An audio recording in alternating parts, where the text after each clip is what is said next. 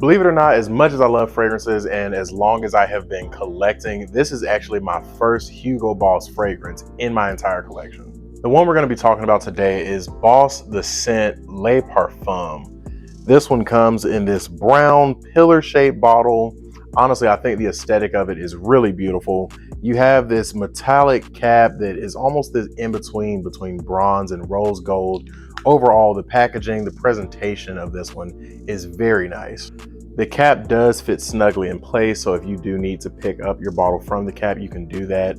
And it does have a pretty decent atomizer, nothing too fancy, but it definitely gets the job done. I've been seeing these pop up around my rack stores a lot lately for around that $30 to $40 price tag, depending on what size bottle you can find. And in my opinion, I do think that that is a pretty fair price for this fragrance. As far as the notes on this one, in the top, there's Maninka fruit and ginger. In the mid, there's iris. And then in the base of the fragrance, there's woody notes and leather. Now, how does all of that come together? You get a bit of a fruitiness in the opening that's definitely coming from that Maninka fruit. And there is a slight spicy nature to the ginger. Overall, though, all of the notes are blended extremely well. Nothing necessarily jumps out and steals the show from any of the other supporting notes. As the fragrance transitions, you do begin to lose some of that fruitiness, even though it always is kind of just subtly there. And you begin to get more of the iris and that woodiness of the fragrance as well, which ends up making this fragrance smell very upscale, very sophisticated, very gentleman-like. The more the fragrance dries down, you get this somewhat of a powdery, woody accord that has a very soft leather in the background. The leather in this one is not at all abrasive. It's not super animalic. This is a very soft and wearable leather fragrance. It's extremely smooth. Like I said earlier, this one comes across very upscale. It's a very classy smelling fragrance. In my opinion, the woodiness and the leather accord that's in this one definitely makes this one lean more towards the masculine side of things. And I'd even go so far to say that this one leans on the mature side as well. This is not necessarily a fragrance that I could see a young man wearing, but I could definitely see a older gentleman, at least someone in their late 20s and up, wearing this one very easily. As far as when and where I could see this one being worn, this one definitely, in my opinion, is a fall and winter style of a fragrance. I could not see myself really reaching for this too much in the spring or summer. Maybe on a cool evening where the temperature was very controlled. Maybe if I was going to a dinner setting or something like that.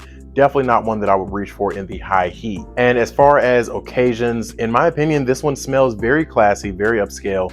I could see this easily being worn to work if you like to wear that style of fragrance to work. I could definitely see this one being worn on a date night or a dinner date, that type of a setting. Anything where you have a nice outfit on, maybe you're in a button up with some hard bottoms, that style of a vibe. But this isn't necessarily a fragrance that I think that I would pair with like just some shorts and a pair of Jordans or something like that. I really do think that this fragrance would present itself even better in a more upscale environment with a more upscale outfit on with it. Performance on this one is pretty good. I'm typically getting around that 6 to 8 hour mark with it, which in my opinion definitely gets the job done.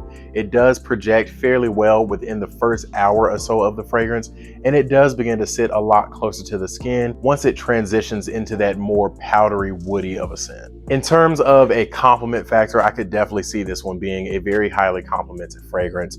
I've gotten quite a few compliments from the few times that I've worn it around my girlfriend, and I definitely think that if you were to wear this fragrance in the right scenarios with the right outfit and you have the right mentality, you could definitely get some compliments with this one. There's just nothing about this scent that is abrasive or off-putting. It's just one of those fragrances where it just smells good. All in all, I would say that this one is a wonderful scent, definitely one that I'm looking forward to wearing more, especially like I said, in those scenarios where maybe I have a nice outfit on, maybe a button-up shirt, that kind of a thing. Definitely one that I will be reaching for a lot this fall and winter. Overall, I'm very happy to have it in my collection. Like I said at the beginning of the video, I've never owned a Hugo Boss fragrance before, and there's definitely some that I have tried that I thought smelled really nice. I just never pulled the trigger on one. So finding this at the really good price that I found it at, I found it super easy to just go ahead, add it to my cart and walk out of the store with it. And I'm glad that I did so. But that is it for my thoughts on this fragrance. Drop a comment down below and let me know what you think of it. Do you own this one? What has your experience with it been like? I would love to know what you think about it in the comments below. As always, if you made it this far into the video, I want to say thank you for watching. Don't forget to like, comment, and subscribe. Doing those things go a long way to supporting my channel. And until next time, peace.